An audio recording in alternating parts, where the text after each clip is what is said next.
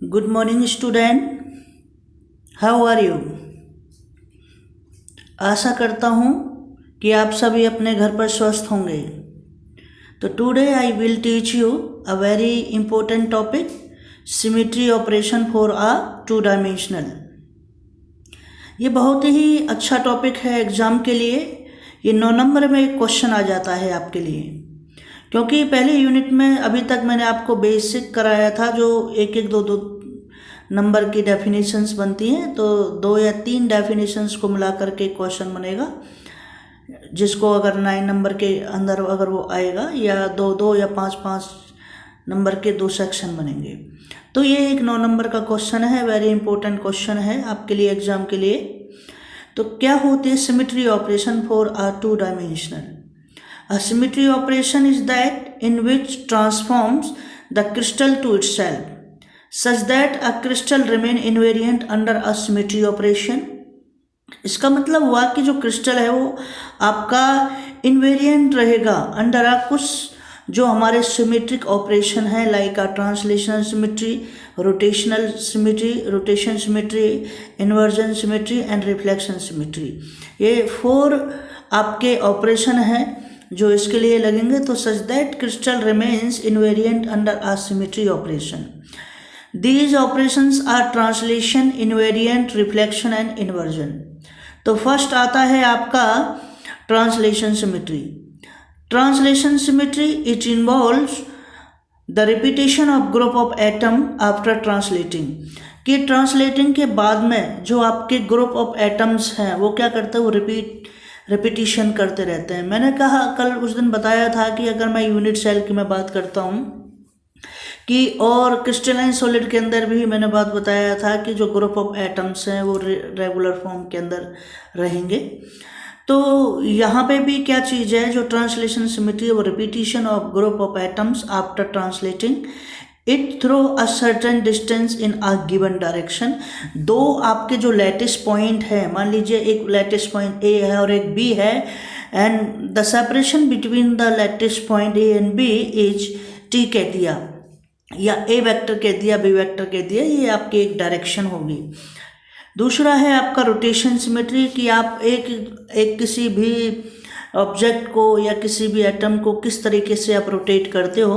A lattice is said to be rotational symmetry if it rotating by an angle phi about an axis transform the lattice to itself. मान लीजिए आप देखिए एक square, मान लीजिए square है, तब आप उसको मान लीजिए 90 से रोटेट करोगे तो उसके सिमेट्री के अंदर कोई भी चेंज नहीं आएगा, लेकिन चेंज आएगा कितना, π/2। तो इसी के अंदर क्या होगा, ट्रांसलेशनल, ये कहता है a lattice is said to be rotational symmetry if it rotating by an angle, इसमें एक एंगल से रोटेट होगी, about an axis transform the lattice to itself. देखिए since the lattice always remain invariant, हमारा वो क्या रहेगी, चेंज नहीं होगी, बाई अ रोटेशन ऑफ 2π होने से an angle must be an integral multiple of phi. तो जो आपका एंगल है वो क्या रहेगा, इंटीग्रल मल्टीपल ऑफ फाई रहेगा। तो n phi is equal to क्या हो जाएगा, 2π, वेयर एन क्या चीज़ है, n is the integer having the value of 1 2 3 and up to n, and phi is the क्या चीज़ हो जाएगा, एंगल। ठीक है, रोटेटिंग एंगल कह दीजिए, विच इज इक्वल टू 2π, कि जब हमारा वो क्या होगा 180 डिग्री, जब 180 नहीं 360 डिग्री आपका क्या होगा, रोटेट होगा। 2π, पाई की वैल्यू यहाँ पे 180 डिग्री है। तो n की वैल्यू अगर मैं निकालता हूँ, n is equal to 2π over में 5, where n is called multiplicity of the rotation axis. n को क्या कहा गया, मल्टीप्लिसिटी कहा गया है। A rotation corresponding to the value of n is called n fold rotation, कि n के 1 fold rotation, 2 fold rotation and up to n fold rotation, किस तरीके से आपने एक ऑब्जेक्ट को रोटेट किया हैविंग एन एंगल ऑफ 5। तो आपने देखा होगा ये आपके पास में एक ऑब्जेक्ट था ABCD, ये आपके लैटिस पॉइंट है, ABCD represent the lattice point, and T is the separation between AB and BC and CD, which is known as translational vector. T is the translational vector. अगर P point पे कोई object है, P से moves करा R S and Q, तो it means हमारे पास में अगर ये रोटेट हुआ ऑब्जेक्ट को चेंज किया हैवन एन एंगल फाई, तो अब देखिए फाई P वाले पॉइंट पे अगर जो हमारा लैटिस पॉइंट है ये क्या बना रहा है, फाई बना रहा है, तो फाई के सामने वाली जो लेंथ है परपेंडिकुलर, और ये वाली आपकी दिस इज द परपेंडिकुलर, और ये वाली लेंथ हमारे क्या हो जाएगा, बेस, और ये हाइपोटेन्यूज हो जाएगा।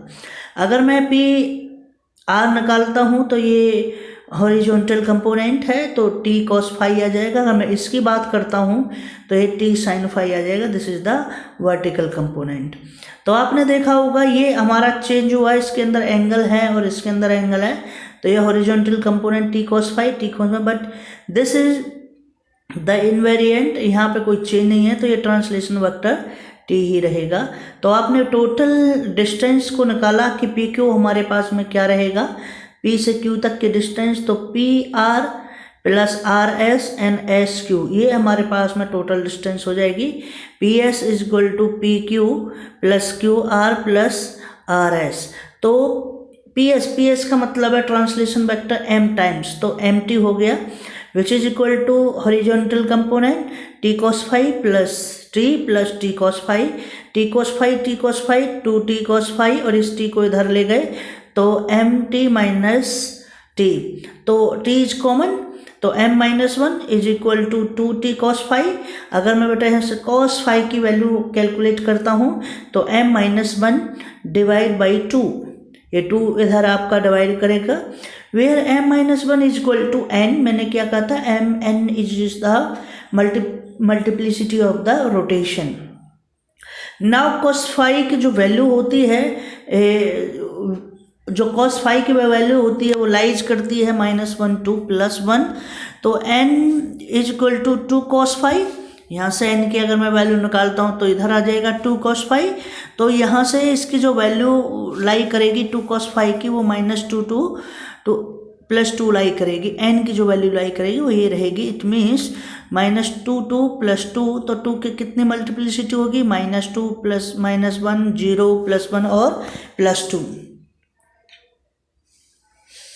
सिमेट्रिक ऑपरेशन, ये एक मैंने टेबल आपको बनाई है, symmetric operation for a 2 dimensional, ये टेबल आप याद रखना और ये फॉर्मूला आपको याद रखना है। ये n is the multiplicity, phi is the angle, and cos phi हमारा उसकी वैल्यू निकाल ली है, और ये यहाँ से पता चलेगा कि how many types of full symmetry या विच टाइप ऑफ सिमेट्री, तो 2 फोल्ड है, 3 फोल्ड है, 5 फोल्ड है, 6 फोल्ड है, 1 फोल्ड है, कितने टाइप की सिमेट्री होंगी हमें यहाँ से निकालेंगे। Suppose we take -2, n is equal to -2, and angle जो हमने लिया -2 के लिए क्या ले लिया, फाई इज इक्वल टू 180, तो कॉस फाई की वैल्यू 180 में क्या रहती है, -1 रहती है, और n is equal to 360 divide by 180, तो ये कितना हो गया, 2 आ गया, तो इट मीन्स 2 फोल्ड सिमेट्री आ जाएगी in case of n is equal to -2। Similarly n is equal to -1 we take, and phi is the angle which is equal to 120 degree, and cos phi, अगर cos phi में मैं 120 degree cos phi की value देखता हूँ तो विच is equal to -1/2, और n is equal to अगर मैं देखता हूँ तो आपके पास में 360 डिवाइड बाई 120, तो 3 फोल्ड सिमेट्री आपकी आ जाएगी।